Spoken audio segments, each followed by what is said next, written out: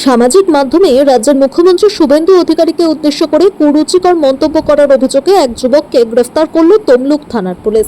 ধৃতের নাম শেখ আব্দুল।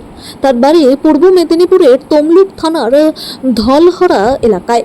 তবে কর্মসূত্রে তিনি গুজরাটের আমেদাবাদে থাকতেন এবং সোনার কাজ করতেন বলে পুলিশ সূত্রে জানা গিয়েছে। পুলিশের দাবি, কয়েকদিন আগে শেখ সাহিল নামে একটি ফেসবুক পেজ থেকে লাইভে এসে মুখ্যমন্ত্রীকে উদ্দেশ্য করে আপত্তিকর মন্তব্য করেন ওই যুবক। বিষয়টি পুলিশের নজরে আসার পর গত 19শে জুন তমলুক থানায় স্বতঃপ্রণোদিত মামলা দায়ের করা হয়।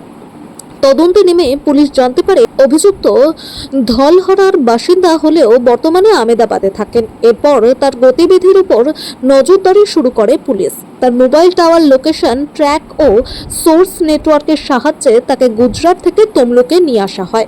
বুধবার রাতে তমলুক থানার আইসি পবিত্র গাঙ্গুলির নেতৃত্বে তমলুক থানার ধলহরা গ্রামের বাড়ি থেকে তাকে গ্রেফতার করে। বৃহস্পতিবার ধৃতকে তমলুক আদালতে তোলা হয়। বিচারক তাকে পুলিশি হেফাজতের নির্দেশ দেন। শুনলাম যে তমলুক থানার উদ্যোগে গতকাল এক দুষ্কৃতী, যার বাড়ি ধলহরা এলাকায়, নাম আব্দুল গনি বলে শুনেছি, যিনি গত লোকসভা বিধানসভা নির্বাচনে প্রাক মুহূর্ত থেকে বিধানসভা নির্বাচনের পরবর্তী সময়কাল পর্যন্ত জননেতা তথা আমাদের রাজ্যের জনপ্রিয় মুখ্যমন্ত্রী শুভেন্দু অধিকারী মহোদয়কে সামনে রেখে নানাবিধ কুরুচিকর মন্তব্য করে সোশ্যাল মিডিয়াতে সাধারণ মানুষজনকে বিভ্রান্ত করছিল।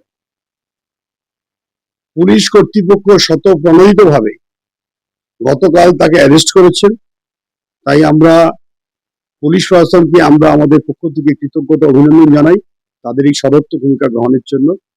আমি সোশ্যাল মিডিয়ার মাধ্যমে আপনাদের মাধ্যম দিয়ে এই বার্তায় দিতে চাই, সমাজ ব্যবস্থায় যারা এখনো মনে করছেন যে তৃণমূলের রাজত্বে অবস্থান করছেন, তারা ভুল করবেন।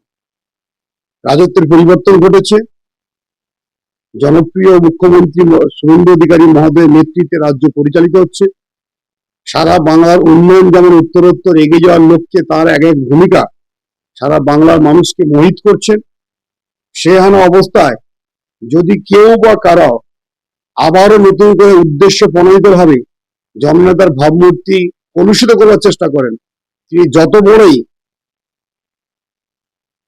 দুষ্কৃতী, মহান পুরুষ যাই হোক না কেন, তাকে আমরা কোথাও কোনরূপ ভাবে মার্সি করব না।